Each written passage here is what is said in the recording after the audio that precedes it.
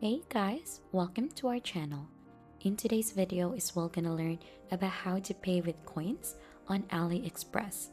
So first things first is you need to log in onto your AliExpress account. Then right after, onto the upper part in here, you should be able to see your account settings and just head onto My Coins. So once you're already here onto My Coins, you should be able to see in here different things that you could do so that you could go ahead and collect some coins on AliExpress. Now you'll just have to click to collect the different coins that you have or they offer, and as you can see it will show onto your coins in here. So you could save here this specific amount, it should be shown in here as well.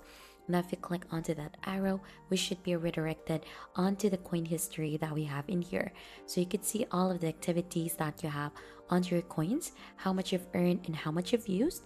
And for you to be able to use this, you're just gonna have to go onto your own coins in here. So you could actually see some different items in here that has discounts if you use coins. So you'll just have to click onto that and you should be able to use the coins in buying on AliExpress. And that's just basically it onto using coins on AliExpress. And if you think this has been helpful, don't forget to hit the like, subscribe, and we'll see you on to your next video.